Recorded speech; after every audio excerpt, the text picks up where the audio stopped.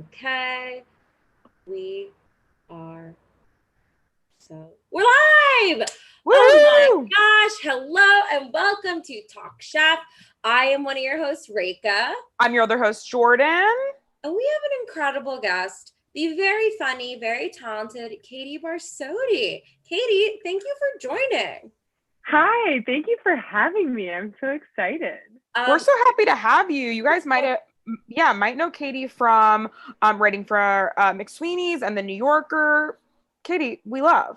And Katie's just honestly, there's something called a food friend, and I would classify both of you as food friends and people that like, the way, like, I guess when people fall in love, they go like, this is my wife or whatever. It's like you go, oh, this is my food friend. When I want to talk about food or when I want to get new and interesting food, I call this. Yes. And you are both food friends. And I think that's a really so great funny. Thing. Yeah. This is my wife. And yet you've kept us apart. And I've kept dinner together. Which is rude, Reka. That feels selfish. Crazy. This is the first. I feel like we'd love it. Yes. Yeah. I'm twisted. I've loved keeping you apart. Yeah. You are twisted. I always say about you are twisted. Katie, you're super knowledgeable at food. I think you always post a lot of really great looking food. And honestly, you're doing it for a great cause too. Katie went fucking apeshit making sourdough during the pandemic, selling it for various campaigns, like local elections in LA. Fucking making sourdough like every single day. You made a miso sourdough loaf. Incredible. It was delicious. And I will brag, I'm really good at it. Okay. I raised probably over $1,000. She raised over for fucking free. More than once, Katie has dropped off an entire loaf of sourdough for no reason. That's incredible. Was pumpkin. The reason is I'm sick in the head. That's wow. Wow. And you know what's even more sick in the head is Reka's gotten so much bread from you and never given me any. Yes, I have. She's been keeping us apart, and I can't give you bread. So yeah. And I did say when you were like, "Can I give Jordan bread?" I said, "Yeah, I'll give it to Jordan. Give it to me first." It's fucked, and I'm fucked ultimately. So anyway, Jordan, here's another thing that you got to know about Katie. Katie loves corn.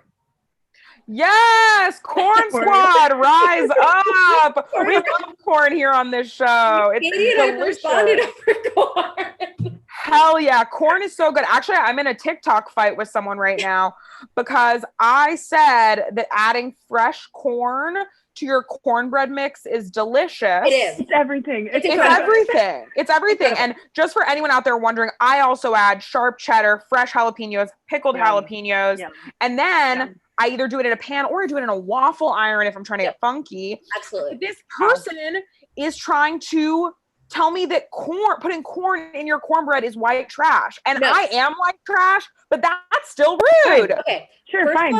First of all, that's fucked up and culturally insensitive to you.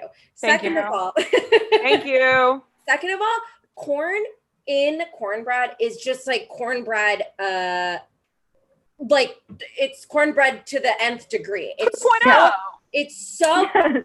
It's so good. And anyone who hasn't tried that, try it. Leave the stream. Try now. Do it right fucking now. Go. I am into corn in all phases. Katie Barsotti introduced me to dehydrated corn because we were making the Milk Bar cookies from Christina Tosi, the corn cookies. They were fucking incredible, and you had to buy so much dehydrated corn. I've never made anything else from her book. Like, as much as I'm like, wow, Christina Tosi, a dessert icon, every single one requires you to buy some random ingredient that you'll use a teaspoon of, and otherwise the recipe's fucked. You have to use the ingredients and you have to like order it online. Absolutely. I bought 3 bags of that because I was like, I'm gonna be making corn cookies every day of my life. And then I had those bags for 2 years after we bought them, and I used it to make cornmeal. I just crushed it up. What are you gonna do? Okay, so wow. I have to give Amy a shout out. Amy is telling me that they have a Jordan section of their garden where they grow sunchokes and sweet corn. Wow. That's beautiful. That's sweet. Okay, Amy, that's really incredible. That's really beautiful. Fuck, that's really nice. That's literally the nicest thing anyone's ever done. You know how like there's little tags you put in the dirt to be like, this is my asparagus, this is my kale. They just got like a picture of you. Yeah. Hi. Yeah. Hey. Thank you. Okay, I simply love that. If you have a photo of it, no prash, but Oh, send it on over. We'll put it on the gram. We gotta. maybe.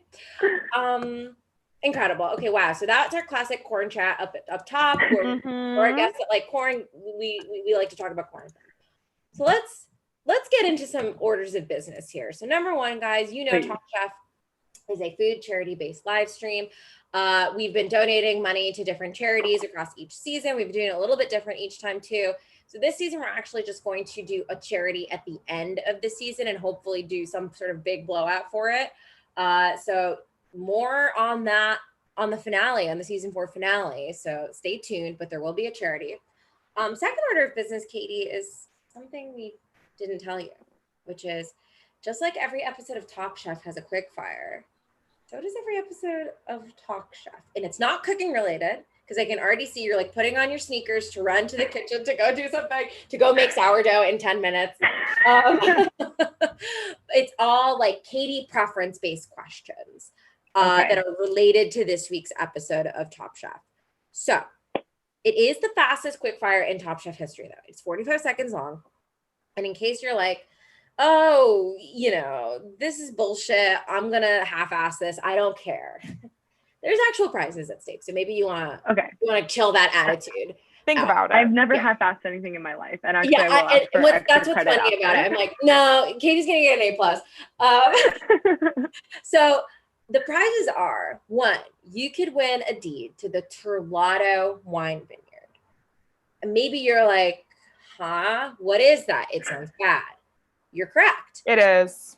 Terlato wine is a wine that sponsored Top Chef from season 6 to season 10. The smallest bottle you can buy is 75,000 gallons or whatever. Gorgeous. It's like, I think it, Carlo de Rossi. I think that, I think that's probably the good wine when you've got Terlato and Carlo on the table. Got it. You go for the Carlo. I think you go for Carlo. So that's Terlato wine. So you'll win a deed to their vineyard, which is located, I think, in the center of the earth, because we don't really know. We're not really able to buy it online. It's kind of hard to find it. Yeah, but one time the guy who owns the vineyard, like Tommy Terlato or whatever the hell his name was, Mr. Grapes, comes on to the show. So ostensibly there is a vineyard. That's your first prize. Your second prize is your own personalized suite of GE appliances that are broken, just like on the show. So we're talking about an oven that doesn't get up to temp. We're talking about a deep fryer that doesn't get up to temp. We're talking about frying pans that don't cook evenly because they're bent and they don't get up to temp. We're talking all of that could be yours. Great. Flash freezers that's not cold? Freezer doesn't get down to temp. Absolutely. It pops open in the middle of the night. Your ice cream's gone. It's incredible the challenges these chefs go through. So, Katie, are you ready for your 45-second quickfire? Yes, that is I'm 10 ready. questions long. Okay. So your timer will start. Can you see it? Mm-hmm. It will start from the moment Jordan finishes asking question 1. Ready? Are you ready? Yeah. What is your all-time favorite movie? 10 Things I Hate About You. What is your go-to movie snack? ArcLight freezes Junior Mints, and I like that. Craziest food you've ever snuck into a theater? Subway sandwich that has onions on it. What is the least appetizing movie? Usual Suspects. Do you eat with your eyes, nose, or mouth first? Eyes. Do you care about fine dining? Yes. Who is this season's worst contestant? Mark. Name a director that's a good cook. Oh, Robert Rodriguez is a good cook.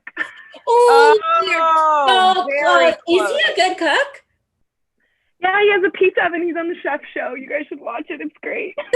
I love that. I believe it. I believe it. He's very creative. Yes, yeah. He's very creative. Wait, Robert? Is that his name? Yeah. Robert, the guy who did guy? Yeah. Yeah. That was incredible. See, your answers were very good and thoughtful. So I think you get you get at least half of a broken GE appliance. Okay, Absolutely. great. Yes, 100%.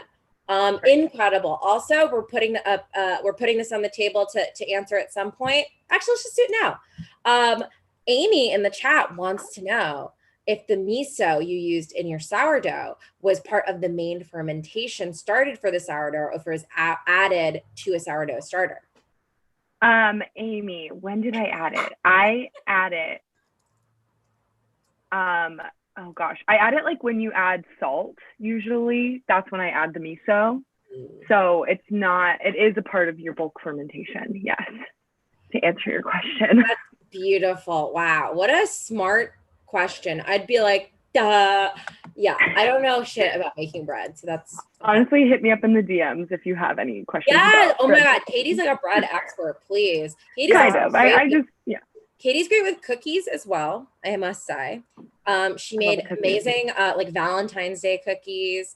Your chocolate chip oatmeal cookies when I went through a breakup. Hello, nice friend alert. Incredible. So, also, we are having people demand in the comments why Mark? Why you think Mark is more Ryan or Spike? I sympathize. Okay, Yeah. okay. The thing. I think it is Spike actually, and I just panicked, and I was returning to like a gut feeling I had about Mark. Mark feels like he's probably fine when you hang out with him, but if you ever end up alone with him, you're like not okay. You know what I mean? There's just something I have an uneasy feeling about Mark, is what I'll say. I think it is Spike. It's Spike. Yeah. I think you're right to have an uneasy feeling about a lot of the cis hetero men in the early, middle, and later seasons of Top Chef. I think that's correct.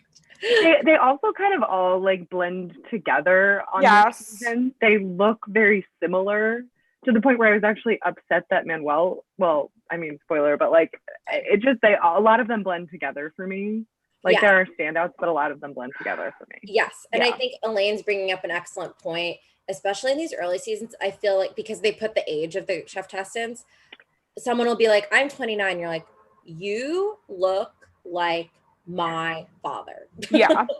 Well, not mine, but that era was bad for everyone, like styling wise. Like we did not look good. No, I think we all had a sort of style pandemic, if you will, of just crunchy gel and the coronavirus of outfits. Yeah. Okay, Carl in the chat can confirm scientifically that all men look the same. I think that's thank you. Okay, we got verified. Okay, thank you, Carl. Yeah, that's helpful. I'm gay, so I can't see men. Yes, absolutely. So it's very helpful. Beautiful. Okay, so let's dive right on into this episode. This Quickfire sucks ass. It's to create a vegetable plate to demonstrate at least 3 techniques to impress Danielle. Now, Kate, I know I could have preempted that by saying it sucked ass, but you are super welcome to have a different opinion if you do. Okay. I liked some of the things that came out of it. That sashimi was like cool and interesting, but it made me mad because like it exemplifies all the things that I think are wrong with like chef culture, which is like the people who like have to, you know, peel a cucumber for 5 weeks until their eyes bleed before you can move on to the next thing. Like, I think that's stupid. Like, if you can make your food taste good, you shouldn't have to know how to like julienne quickly or whatever. Like, yes, I didn't like it.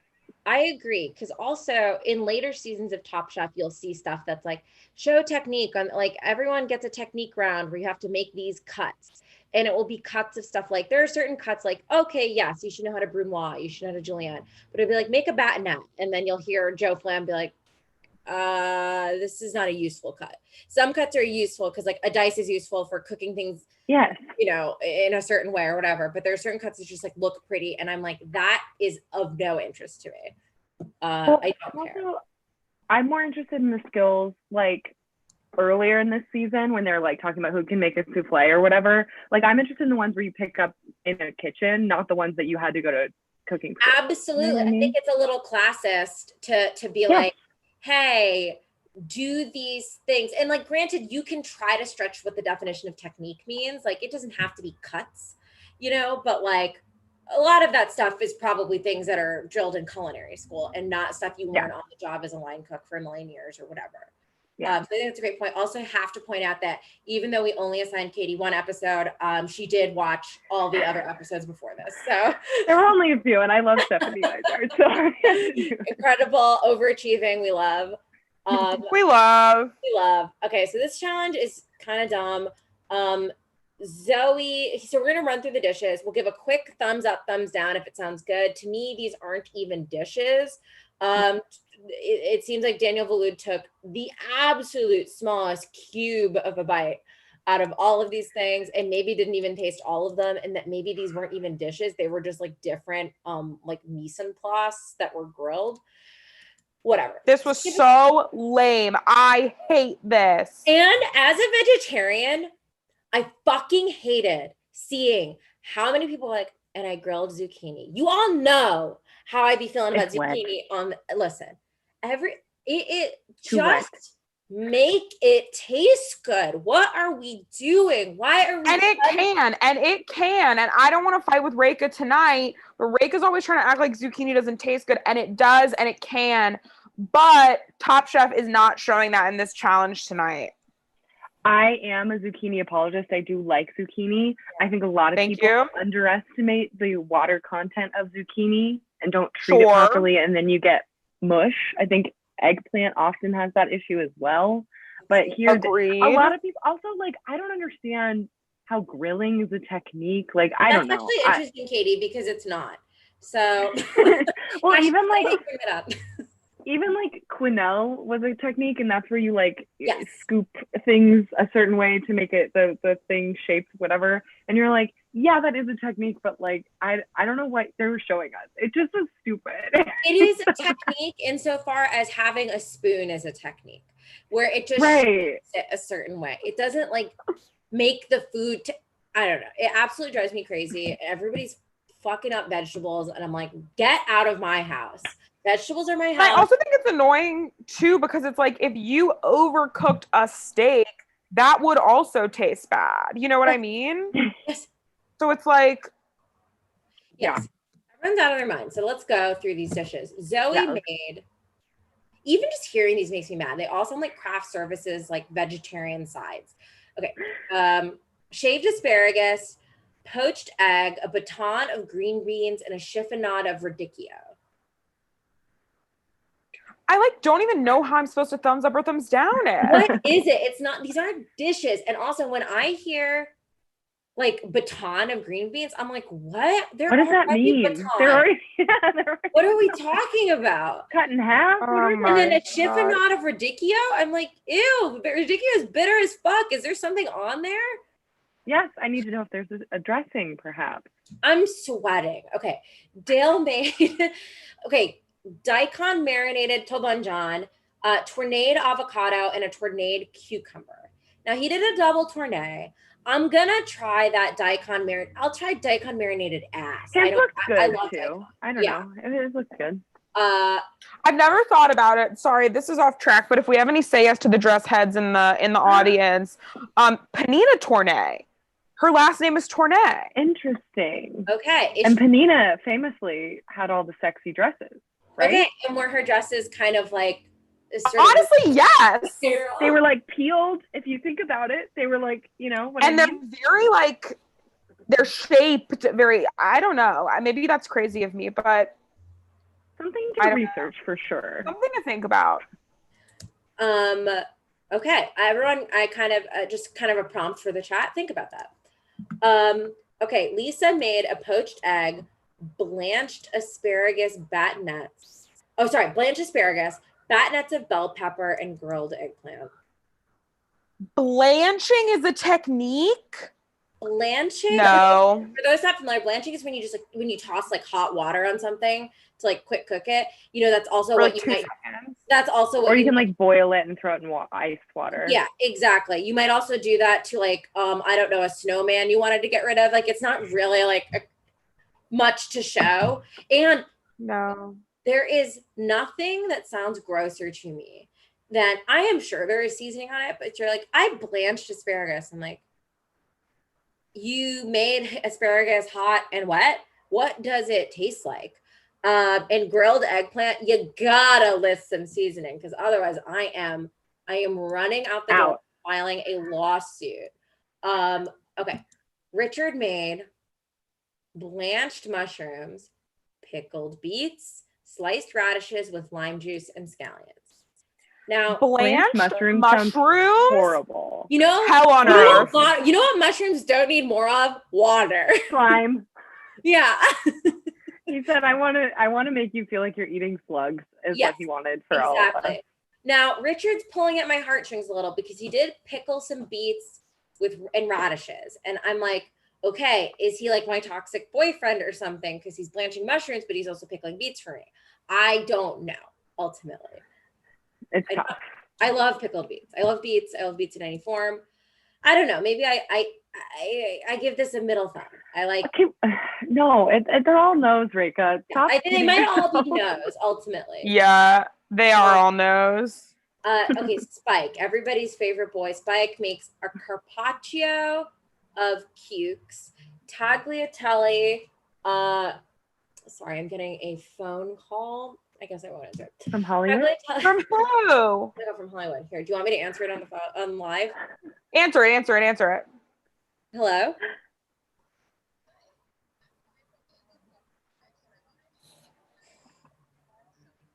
Trying to hear it. Yes, I will be. What time? 8 a.m. Could you guys come a little bit earlier than that by chance? Okay, like 7:30. Okay, thank you. That would be great.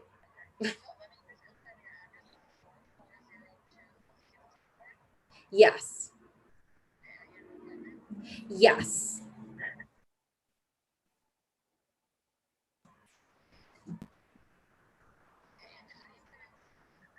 Reka. No, you're fine. Thank you. Okay, thanks. Bye. Okay, was that good? Yeah, was really good. Who's coming at 7:30? Who's coming? A plumber. Okay, sure. I was like, it's pest control or a plumber. Yeah, no one else that comes my at sink is 7:30. busted. Yeah. That's incredible. I'm glad you all got to see that. Cool. Okay. So Spike made a carpaccio. Magic of live. Yeah. Tagliatelle asparagus, which loosely just means it's shaved. Shaved. Right? A cucumber cup with pepper confetti. I do like that terminology. I think that's cute. And grenade mushrooms, which also looks cute. Sure. I don't want to eat this, maybe, but it looks a little bit cute. Jordan? This all sounds like when you hear what people who are like raw vegans eat. Yes, you know what I mean? Disgusting. This is what makes people not want to be vegetarian or vegan. I'm like, no. Yeah. Listen, the real ones are not eating this shit. The real ones? Yeah. The people all my homies out there are only eating French fries. Yeah, okay? All my fucking real ass vegans are sick as hell. They're eating French fries and onion rings. They're eating McDonald's French fries, which aren't even vegan. Yeah. Incredible. Okay, and then Benoit made blanched asparagus. Wow, a motif. Gatsby's green light. Brunoise of yellow peppers. Supremes of lemon and an endive fennel frond. No. I don't even think you're supposed to eat that. You're not supposed to eat a Supremes lemon. You're just supposed to look at it. It's just, there's too much happening. Endive is also super bitter. You gotta put something on there for me. Don't blanch that asparagus. I don't want it. Uh-oh, Nikki made blanched green beans and asparagus quinoa. I remember seeing her do that. Loosely, that means 2 spoons to shape it into an eyeball. It kind of makes like an oval-y. Yeah, like an almondy kind of looking shape. Yes, almonds, not oval. Yeah. Shaved fennel, shaving, and radish and grilled zucchini. Okay, and we'll never ever know what Andrew, Ryan, Stephanie, Jennifer, and Antonia made. So I refuse to participate in the thumbs up, thumbs down. Yeah, we can't. I get it. I don't think they're made to be eaten. I think they were just made for a French guy to judge them. Yeah, I think that's upsetting, and I don't like that. Okay, on the bottom is Nikki, Lisa, and Manuel, and on the top was Richard and Dale was the winner because he's the only one that made food. So that was that quickfire, and it was bad. I agree, Elaine, a bad quickfire. Bad. Okay, great. Moving on to the elimination. Create a 6-course meal inspired by a film. And they're paired up in little partnerships. Ryan said a phrase that's dear to my heart, which he said, I've seen 2 movies in 3 years. And I was like, yes. I love that. Wait, what were the movies? Hold on. I feel like the movies, he's like, I think Dumb and Dumber is so funny. That shit is hilarious. I was like, wait, it was Ryan, right, who said Dumb and Dumber, Old School, and A Christmas Story? Those absolutely. are the 3 movies he knew? Those are the 3 movies he's seen, yes. Absolutely. And he had to run around the kitchen to find out the name of A Christmas Story. Absolutely. He was like, come on. He was like, what's it called? What's it called? Simply, absolutely, yes. Yes. I think, what do you guys think of this challenge as an idea? I think it is a good idea. I think everyone did a bad job because no one picked a movie they like. I feel like if everyone had picked a movie they liked and were creative about the challenge, it would have been cool because I actually, if you follow me on Instagram, you might have seen before, sometimes I will do this. I will pair a meal with a movie and it's really fun and I love doing it. But this felt just like they were grasping at straws for movies that were about a certain country or region or had an iconic food dish in them and then trying to recreate that. I think a huge fail. I agree. Go ahead. I agree. I also feel like when they were going with region, I was like, okay, look, if you're going to do Italian food, at least pick a movie that like features Italian food a little more. Like instead of just being like, it's Italian, like pick like Big Night or like pick a movie where they're eating Italian food. Like at least try slightly, like it's not. I thought the Willy Wonka one was the most like they picked a movie and like did a dish that was inspired by like the vibe of the movie. I also like the Top Secret one for that reason. There's like a little whimsy in there. There's a little bit of like, you can tell like what Jordan said, like pick a movie you like first because, and this is like an improv and a comedy thing. Like you're going to generate better ideas from a place of like, I like this or I can do this than like, let me pick something random. Like Spike's picking Good Morning Vietnam, which is like, hey, that was unhinged. It's just I almost lost my mind. And for him to say, Good Morning Vietnam, I've been cooking Vietnamese food for 2 years. It was like, so you don't give a shit. And then they did summer rolls, which like are delicious, but like I make summer rolls at home. I was gonna say, if your thing, like, okay, I can see if you're like, listen, I make a really fucking good like pho or something that's like this thing that's like complex and like really, really fucking spectacular. I want to bang this out here. I still don't think you should shoehorn it, but whatever. And I'm like, a summer roll is definitely its own skill and stuff. I'm like, this is what you're bringing to Top Chef. Come on, man. Like also it's dinner. That's an appetizer. Yes. And for a summer roll, like if you really want to make summer rolls, I feel like you can reverse engineer that and pick a movie that's like fresh and bright and like Good Morning Vietnam. Yes, a movie that takes place during the summer. The war. Like summer loving Grease. Yes. Grease summer rolls where like, you know what I mean? Like where it's like, we're using California inspired ingredients to make a summer roll. Grease. Come on. That's one of my favorite movies. I should have been on this show. Choose Jordan's favorite movie. So yes, I agree with the possibilities of this challenge, and especially because I think it was so early in this series, they like aren't really hitting the mark with like how to be creative with the challenge. They're still making kind of regular food, even for a kooky challenge. Yes. Yeah. So here's what they ended up making. Richard, Andrew, and Dale chose Willy Wonka, which I think is a really cool place to start from. And they did a smoked salmon with faux caviar and a white chocolate wasabi sauce with a pear and celery soda, kind of with the idea that like nothing is as it seems, which I think is cool. And they tried to do this whole smoking thing that kind of worked, kind of didn't. I thought this was cool. I'm a thumbs up. Yeah. The smoking thing, I was like, I love the idea of it. Even if they pulled it off, would they have served it with the plastic on it? Because to me, that looked like leftovers, which I was like, I'm glad that you scrapped that. I think it looks a little goofy, and I think it's a little gimmicky. So I'm glad ultimately it didn't really seem to work. I agree. I will say, I want to get your read on this. I really like Richard, despite him. Like, I feel like he should be an asshole because he's like the gastronomy guy. Yeah. But he seems really sweet. And I was like kind of blown away when people didn't really like, I think it was maybe Spike or something. Like, people seemed to not like him because I was like, he just seems like a nice guy who wants to have fun. Have you seen later seasons, Katie? No, not with Richard. So Richard is a really interesting case study because he is a cool guy. He's just in this season, he is a little beholden to molecular gastronomy, even when it doesn't apply. Like, he will pull out the cool jazzy trick instead of the trick that makes the food taste the best. Yes. And then you see him the next time he's on season 8 really like learn a lesson from that and kind of also be a little bit more confident on screen. You see him kind of really dive into the reality show persona. Okay. And then later seasons, he comes back as a judge and you really see he loves being on TV. He is like a totally different person. I think he's cool. Like, I've done stuff with him at College Humor.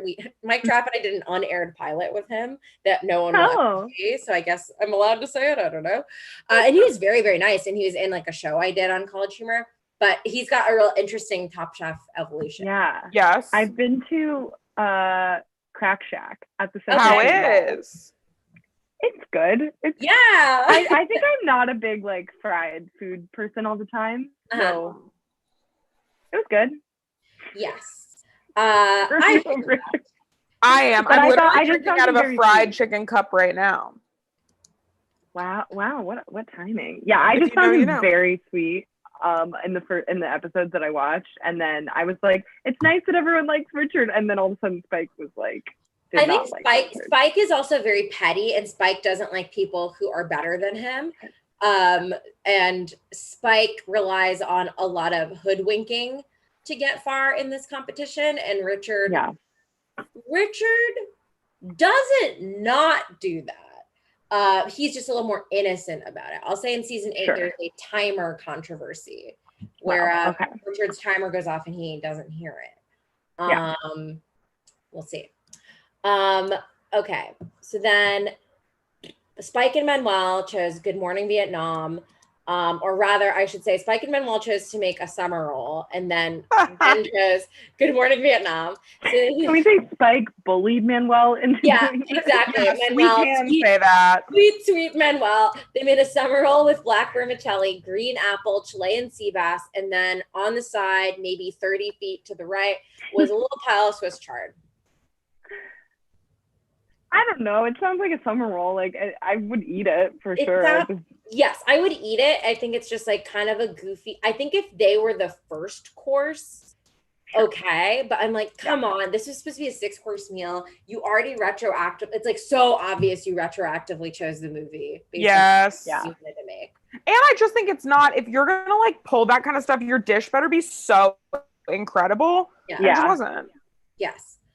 Absolutely. Okay, so then we got Nikki and Jennifer, who chose Il Postino, and they made tortellini with Cavel Nero, which is an Italian black cabbage, I guess, ricotta, pecorino, kabocha squash, and peppercorn. I would eat the shit out of this. I would eat this, but I'm still like, what is this movie? Yes, this is again another, like, we chose Italian movie because we wanted to make pasta. It's not even like an iconic Italian movie. I've never heard of it. No. Except for this. When I was like, they're trying to think of Italian, and it's like, do like the bicycle thief and then do like a polenta, something like working class. Like, I just wish people like thought of it a little more. Yes. Okay, let's say, this is not to put anyone on the spot. If you were like, I have to make Italian food, I really want to make pasta, what movie do you think would best fit that? Why not? This movie might not have come out in that time. Under the Tuscan Sun. That's exactly what I was thinking, Katie. I was going to say Under the Tuscan Sun as well. I was trying to think of another one. So obvious. Or like what year do you think Under the Tuscan Sun came out? 2005. 2003. You could So without, Wow. they definitely could have done Under the Tuscan Sun. Cool. And what's I cool? think- They're trying to be smart.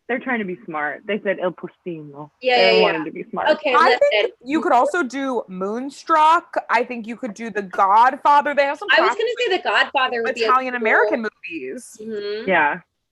Yeah. Yeah, because what's tough is if the judges haven't seen the movie, the challenge is a little like fuzzy anyway, because it's like, oh, maybe Il Postino is actually the perfect pick because the tortellini was so delicate and everything in that movie was so whatever. Yeah. Blah. But if you pick something like The Godfather and you give them really robust, surprising flavors or whatever, they'll more easily be able to be like, oh, that's a good marriage of those two things, or it's not. Anyway, whatever. I'll eat this pasta. Ryan and Mark chose A Christmas Story. They made quail breast with carrot puree, cranberry chutney, and quail spring rolls. I think it's I think it's just a little. It's like it's a little basic, but it sounded good. I think it's so much better than the other ones. They like picked a thing that's like they went to get Chinese food because it's like, okay, at least you kind of thought about it. Yeah, I liked the thought behind it. Yes. Even though it was two not intelligent men being like dumb and dumber.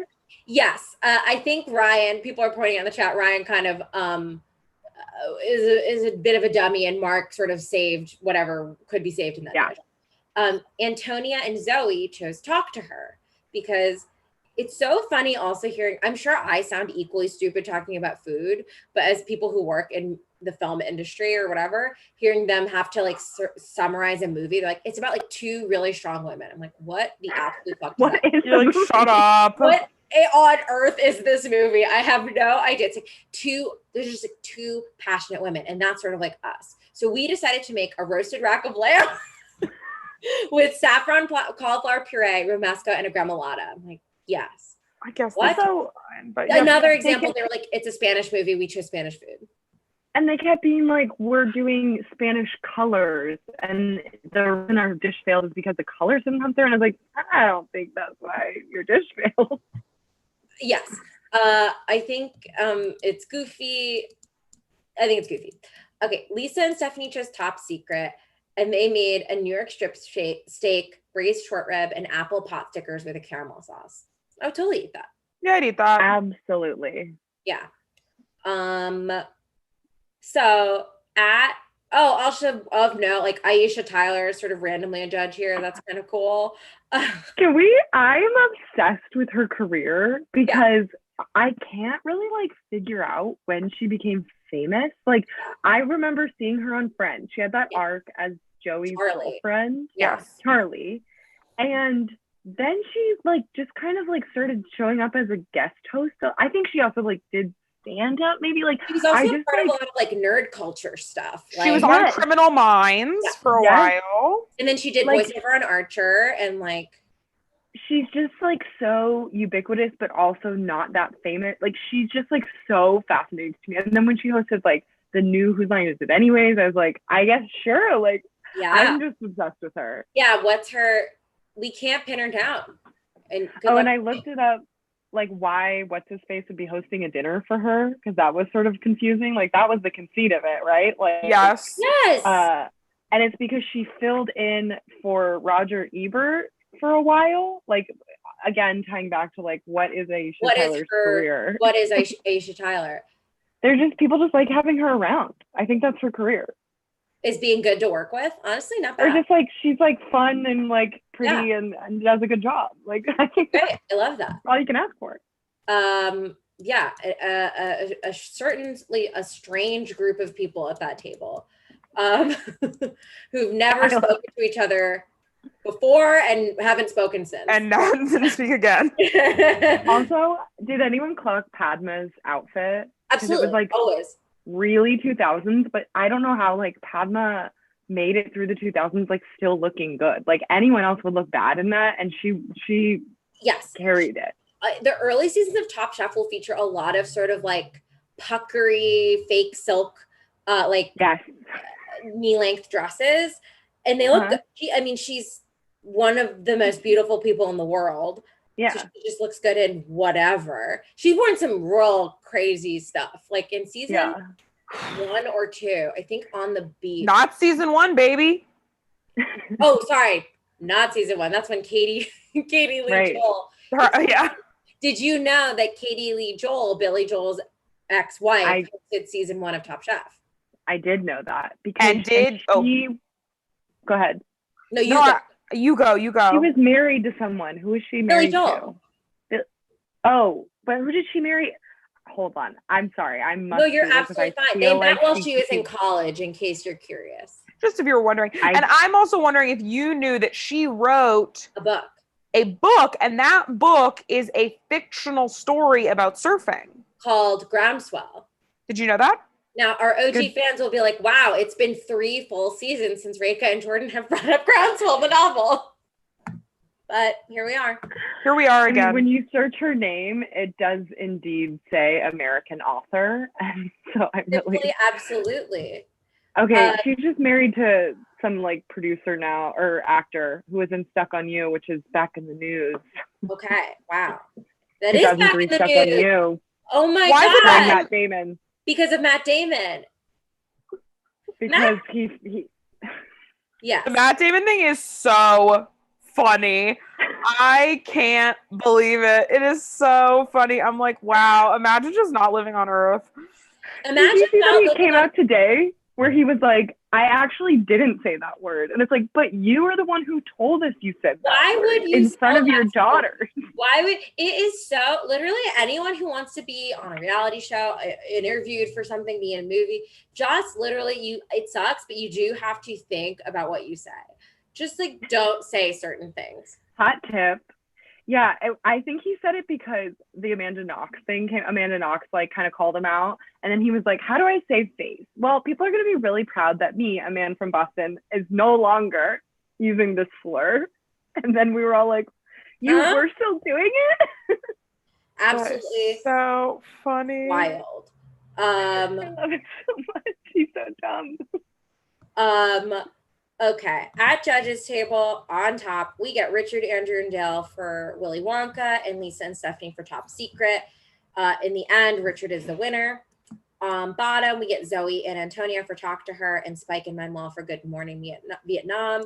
Despite this is one of those classic Top Chef decisions where does the person who really drove the dish go home, or does the person who took a back seat and let someone drive go home? Manuel ends up going home. Where do we stand on that? Because I go back and forth and I'm thinking about it now, but where do we stand? Here's my very persnickety opinion. In season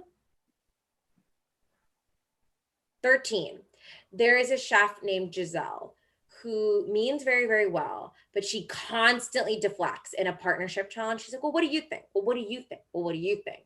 And I think that is a burden. Yes. And I think that person should be eliminated if the dish goes wrong. Because I'm like, I think your indecisiveness and your putting everything on the other person to decide is fucking this up. Yes. Then there is a version of it where someone is like, we're doing Vietnamese food. And the other person goes, okay. And I think I do sympathize with the person that's like, well, you had a strong thing. This is your thing. I'll help you do that thing. I think you should still add to it. But I'm like, I might have leaned towards sending Spike home, but I don't know. What do you guys think? I agree that if someone is just like not contributing, and especially in the brainstorming time, then they should go home. But in this time, like, first of all, Spike seems like a bad person. Also, I don't know how he like doesn't have like the worst neck in the world, because he always has his hat. Like sort of, it just seems like he's just on like cricked all the time. But it felt like Manuel was like, okay, Spike is super confident about this. I don't really have an idea for a movie. Spike has been cooking Vietnamese food. Let's roll with it. I can like make the sea bass and do a good job. Like it felt like Manuel wasn't just trying to be a pushover. It felt like he was like, we only have so much time, and if he has a good idea, let's not waste time in the brainstorming. Right. And I feel like they've made him go home because of his like Quickfire, which, as we've established, is bullshit. Yeah. So I don't know. I think Spike should have gone home because it was his idea. And I think part of these challenges is, can you be a good team member? It's tough because can you be a good team member? Do you have a culinary like point of view? And those are sometimes like opposed. Like in this instance, like Spike is not a good team member. He has a point of view. It doesn't mean it's good. But yeah. What do you think, Jordan? I pretty much agree with you, Reika. I think that it's hard because, like someone like Giselle, I'm like, you have to go home because you are, and Karen even points that out in that episode. She's like, you're not being top chef. You're being, top sous chef. And that's not what this competition is. So I think that needs to go home. But I also think sometimes someone's like, we are doing sushi. Yeah. And then there's team partners like, I don't know. And they're like, we're doing sushi. And the team partner's like, okay, well. And it's going to have all these crazy things in it that I think. And like, yes. And I feel like sometimes it is like, you just have to, you only have so much time. So you have to kind of be like, okay, fine, whatever. I will cave to this and then move forward. So I think if it's that kind of situation, I don't think you should go home. But I think it's hard because the judges don't see that kind of stuff. Yes. And I think Amy's putting out something great, which is like, this is a frequent judge commentary to be like, oh, you're still trying to learn from your team member. Like, aren't you top chef? And it's like, there are times when someone will be punished for saying like, oh, I'm still learning and growing. And there's times when someone will be like, you need to get your act together. You're at level 2 and like you're at level 10. You do have a lot to learn. So like, check your attitude. I do also want to say that like no one in this season, I'm sorry, like is the top chef yet at this point. People have gone on now to be top chefs, but I think at this point in time, it's so early in the show. It's just not. And I will say this season in particular, I won't reveal who wins, but the person who wins, I don't know if you're going to see coming because they aren't exhibiting that kind of like behavior right now. If I can. Yeah. I think you're right. I think there are moments though from them where I'm like, oh, that's like classic them. Yes. I think it's a trick of like editing. It's a trick of also like knowing, like I know who wins. So like watching it, I was like, oh, okay, I see some of the like genius shining through. And then sometimes it's like a total fumble. Absolutely. Absolutely. Absolutely. And there's some people that get far that you're like, whoa, that person, which is always interesting in Top Chef.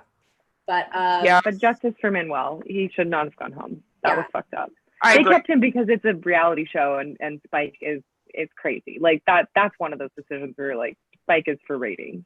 Sorry, Spike is, and that this is not a spoiler, but Spike and Andrew are friends, and I think that should say something. They're both like very intense men. Like imagine being at a party and you're like at the punch bowl or whatever, and those are the two men you're talking to. I'd be like, I don't want to imagine that. Don't take me there. No. Wait, who was the guy on Richard's team? I can't remember his name. The one who's like, what if I come out as Oompa Loompa? Andrew. Yeah, Andrew. That's what. Yeah. So Katie, because Jordan's gonna fucking roast my ass about it anyway.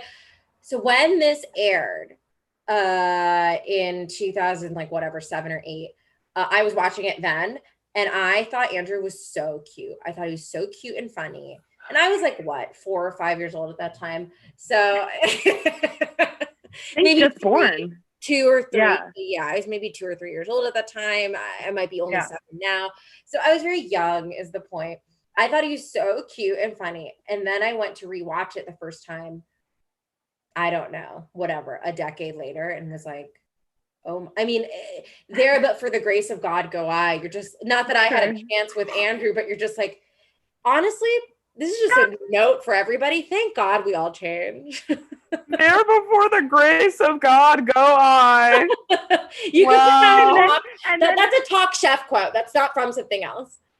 And then an immediate amendment to say, well, not that I could get Andrew. Not that I could get, I mean, God, if I could.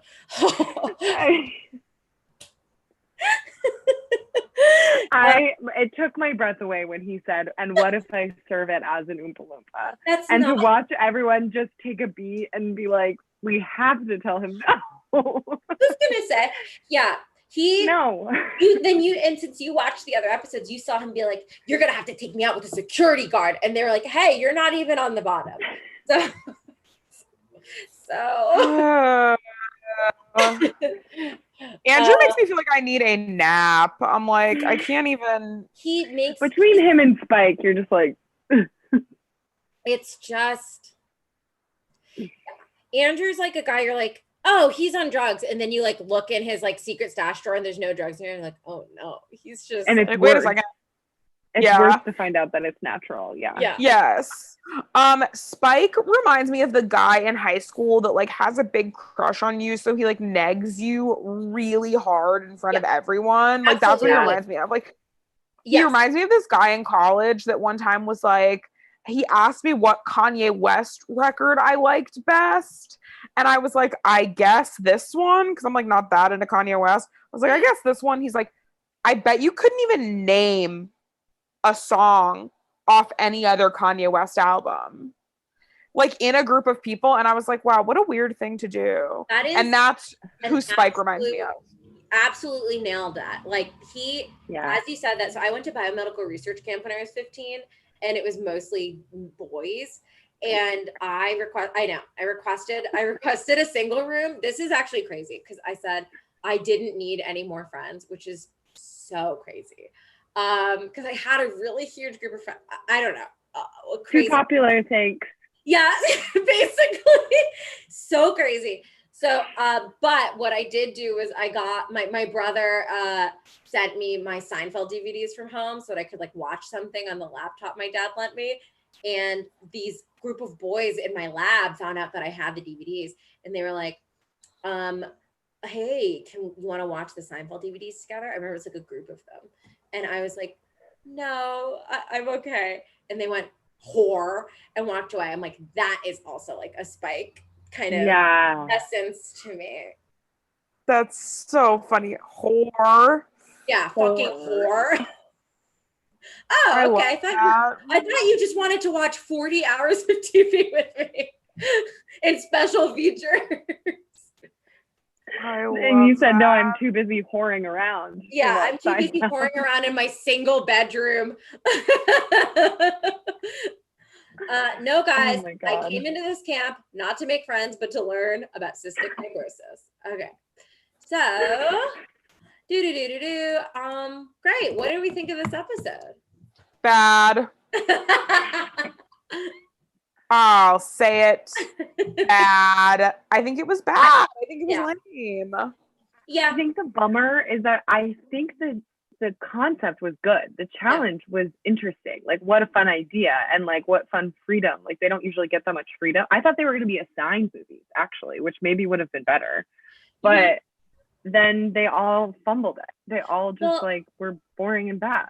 There's an interesting revisitation of a challenge like this in the Portland season, where they're given genres of a film and they have to make food around that you could eat at a drive-in movie theater. And they fumbled that one a little bit too. Oh. I just don't understand. To me, it seems kind of like the ultimate thing of creativity. I also think that in the most recent season, they fumble it because people don't know how to make something that's not like a sit down. Like, people who make fine dining don't know how to make anything other than like a sit down plated meal with like a starch, a sauce, a protein is how I feel about it. Absolutely. Can I say, so far, a startling lack of bowl food. Yeah. Nothing in a bowl. Well, it's all fucking plates. Give me a stew. I would like to say too, one of the best ones to me was Stephanie's dish, and I have been to two of her restaurants. Girl on the Go and Cabra in Chicago. Oh. Both delicious, both two of the best meals of my life. I think I texted you like from both restaurants, Rika. Food friends. But she does have like fun and do like she does like to mix like highbrow and lowbar. Like, I feel like, and then her little it was like the caramel apple whatever pot stickers. I think that felt like a fine dining person being able to have a little bit of fun, and I think that is why her dish was one of the better ones. Everyone else, you're right, like sticks to that like kind of boring, outdated, like almost kind of 90s food styling. Yes, absolutely. I think you're totally right. I think as this show goes on, you see a really cool thing where one, maybe they're just getting chefs that are a little more creative sometimes. Two, you see maybe the internet boom kind of opening people's creativity. Then you see social media opening people's creativity a little bit more. Because I think, even though I will say the season 18 version of this challenge still was a little disappointing, you got way more interesting shit than this. Yes. Absolutely. I agree with that. Yeah. Sean, yes. Can we get a soup? Can we get a stew? Can we get something to dip? We love Can we a get something stew. rustic? Can I get something messy? Please. Yeah. I love a finger food. More finger food, but not a summer roll. That's wrong. Not a summer roll made by Spike, Vietnamese expert of 2 years. 2 years. 2 years. 2 years. I've been making a lot of Vietnamese, but actually now I'm like, maybe Manuel is an idiot because Manuel was like, yeah, 2 years sounds good. Let's go for it. What? That's an associate's degree in Vietnamese food. That's not enough to go in with. Come on. Yeah, he went to Vietnamese Food Community College. Yeah, what the fuck? He got a certificate. Yeah, come on. You know, and none of that's bad, but it is like, it's just like, that's not necessarily enough to be like, I'm an expert in this. I've been eating Indian food for 31 years, and I would not consider myself an expert in anything except canned chickpeas. So you heard it here first. Reka is 31 years old. Sorry. You trying to look up my age for all these like freak ass profiles? I did look up all of these profiles recently, and it said it was like Reka is 26 years old. She is 5'7". And it has never been said whether she is dating someone. And I was like, wait. Reka, it sounds like you wrote this profile for yourself. It was like, this is your dream profile. You're 5'7" and there's no written down record of your dating history. I love that. Wild. I love the way those are written too. They're so beautifully written. They're written by like a robot, but it is a person that wrote it. It's crazy. I love them. Well, Katie, a thing we like to ask people at the end of each episode is what you would have made for this challenge. So given kind of twofold for you, is there a movie you would have chosen and what would you have made for it? Okay. I've been recently thinking about my favorite movies because I was like, do they need a revisit? You know, like, am I sticking with the classics? Oh God, which one do I want to choose? Okay. I'm like, what do I want to cook? Okay. This is a hard question. I think I would do, one of my favorite movies is The Birdcage with Robin Williams. And that's like Miami. So I would maybe do some kind of like spin on a Cubano, like some kind of sandwich. I feel like we didn't get some sort of like sandwichy inspiration. Not that that's something that I cook, so I guess like that's a bad answer because of that, but like, and then because that movie is like very bright, like probably like bright tropical flavors, like that's some fun. like a mango, a pineapple, something in there. I think that's like my answer. I love that. Yeah. I would also love to give a plug, if I may. I saw the movie Pig starring Nicolas Cage last night. Incredible. Yeah. What dish would you make based on that movie? Oh my gosh. I mean, a rustic mushroom truffle tart, of course. Oh my God. Just like he makes the movie. Genius. Yeah, that's but it is it's unbelievable. It's so good. If you like food, you should definitely go see it. If you like movies, you should go see it. Go see it. I loved it. Can I say what came to mind for my movie? Please. Yeah. I've only seen like 4 movies. I feel like I'm really doing myself a disservice on this episode by being like, I wanted no friends. I went to science camp and I've seen 3 movies. Movies are bad. Pan's Labyrinth is one of my favorite movies. I think making like a white gazpacho with cucumber and grapes. I know you're going to barf, Jordan. But because of the spooky grape scene, but I would want to think like sinister underneath because that whole scene is super spooky and scary. So like something spicy and refreshing underneath. So it's like a spicy light summer gazpacho. They should have done a scary movie. That's genius. And you could do it in a way that's not too kitschy. Yeah, for sure. The other thing that came to mind was one of my favorite movies is Wet Hot American Summer, and I feel like you could do something fun with like camp food. Like some sort of, I don't quite know off the top of my head, but it's something like fun where you an elevated high-low. s'more type Elevated elevated s'more, perhaps an elevated hot dog, a pig roast or something. Yeah. I think it'd be so fun to do something ugly too, like maybe do like Alien and do something weird with like an egg. You have to like rip apart something. Yes. Yeah, maybe like with Alien, there's some kind of like runny egg, maybe like a Scotch egg, but that's encompassed in like a phyllo or something. So there's like layers and you break it open and it escapes. Right. Or some kind of like Wellington, but with like a crab or a lobster. Ooh, something a little more... freak inside. Yes. Yeah. Yes. Oh my God, a crab prawn. Wellington. You probably couldn't cook it the same way you cook a Wellington because you'd overcook it, but we could figure it out. We'll figure it out. We'll workshop it tonight. Yeah. I'm on it. Okay, incredible. Wait, I can tell her? Sorry, the producers are just... Okay, I'll tell her. Katie, it's a go. Okay. I'm getting word from the Bravo producers that you are top chef. Yeah. Katie, you might not know this. This is a huge honor. Yeah, there are 2 ways to become top chef. You can either compete on the Bravo cooking competition Top Chef, or you could be on the YouTube live stream weekly talk show for charity, Talk Chef. Either way, this is really huge. Woman will tell you that you are top chef. I love this. Wow. Yeah. I'm blown away. We're blown away by you, Katie. You're a great food friend and a great regular friend too. Thank you. And thanks for letting me meet Jordan. Yeah, finally. Okay, yeah. I had a talk with my therapist this morning. I was like, just don't ever want them to meet. Rake and I are gonna have a talk when we log off. Yeah, it upsets me. Katie, thank you so much. Where can people find you if they want to see more of you? Oh, you can check me out at Katie Barsotti on Instagram or on Twitter, or you can find me on the street in Los Angeles. Okay. Probably carrying a giant loaf of bread to me. Yes. Pouring sweat. I will always be pouring sweat and carrying some sort of baked good. So that's how you'll know it's me. Very true. Wait a minute. Jordan, you like ginger snaps? Sorry, there's something controversial happening in the chat. No, I like the movie Ginger Snaps. I don't like real ginger snaps. Okay, because you don't like ginger snaps? Okay, this is where, this, I should have introed with this, because Jordan has some fucked up opinions too. I love ginger snaps, and today Jordan was at my house and I offered her some cookies, and I didn't even offer you the ginger snaps. I have these Indian store ginger cookies. I didn't even tell you, I didn't want to upset you.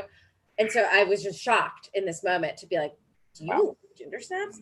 Jordan doesn't like earthy fall kind of stuff. I love ginger.